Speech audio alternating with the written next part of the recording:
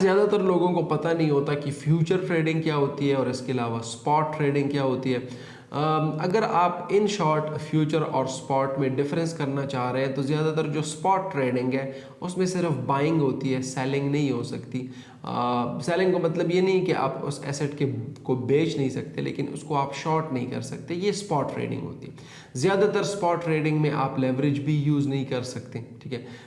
और इसी तरह जो फ्यूचर ट्रेडिंग है उसमें ये होता है कि उसमें आप लॉन्ग भी कर सकते हैं, इसी तरह उसमें आप शॉर्ट भी कर सकते हैं, उसमें आप लेवरेज भी ले सकते हैं। लेकिन ज़्यादातर जो स्पॉट ट्रेडिंग है उसमें ज़्यादा लेवरेज आप नहीं ले सकते, ज़्यादा जो मार्जिन है वो आप यूज़ नहीं कर सकते।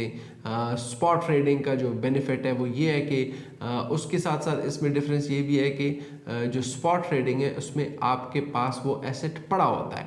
यानी फॉर एग्जांपल आपने कोई चीज़ बाई की है बिटकॉइन, तो वो आपके साथ उसके आप पोजेशन आपके पास है, उसके आप होल्ड आपको बाकायदा आप उसको कर सकते हैं, उसका कब्ज़ा आपके पास मौजूद है।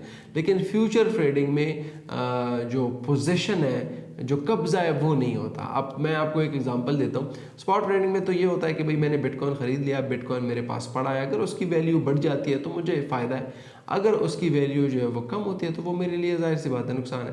फ्यूचर ट्रेडिंग में ये होता है कि फॉर एग्जांपल एक मैं हूँ और एक आप है, ठीक है।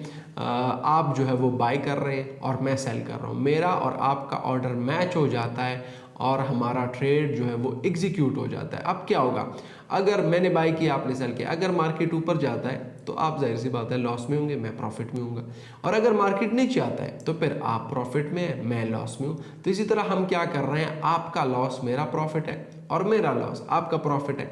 तो फ्यूचर ट्रेडिंग में हम जस्ट प्राइसेस फ्लक्चुएट हो रहे हैं और प्राइसेस पे हम स्पेकुलेट कर रहे हैं। इसके नीचे कोई अंडरलाइंग एसेट नहीं है। मैं और आप आपस में एग्री हो गए कि मैं बाय करने वाला हूँ, आप सेल करने वाले हैं स्पेसिफिक प्राइस पे।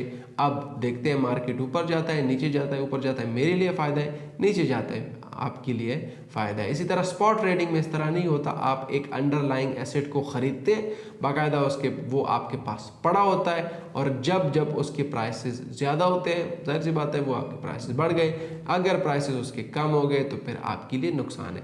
तो ये सिंपल फ्यूचर जो है वो उसमें लेवरेज यूज़ होता है, तो इस वजह से ज़्यादातर एक्सेसिव लेवरेज लोग यूज़ ले लेते हैं, तो उसकी वजह से ये रिस्की हो जाता है। स्पॉट ट्रेडिंग में ज़्यादातर वो लेवरेज नहीं होता, तो इसी वजह से वो थोड़ा बहुत सेफ होता है। अब जाहिर सी बात है अगर आपको आप कहेंगे कि स्पॉट ट्रेडिंग हमें करना चाहिए, फ्यूचर ट्रेडिंग हमें करना चाहिए, देखिए ये डिपेंड करता है आप पे। अगर आपको स्पॉट आता है तो आपको स्पॉट ट्रेडिंग करना चाहिए, फ्यूचर आता है फ्यूचर करना चाहिए, दोनों आते हैं दोनों करनी चाहिए। ज़रूरी नहीं है कि आप ये समझें कि स्पॉट ट्रेडिंग बेस्ट है या फ्यूचर ट्रेडिंग बेस्ट है।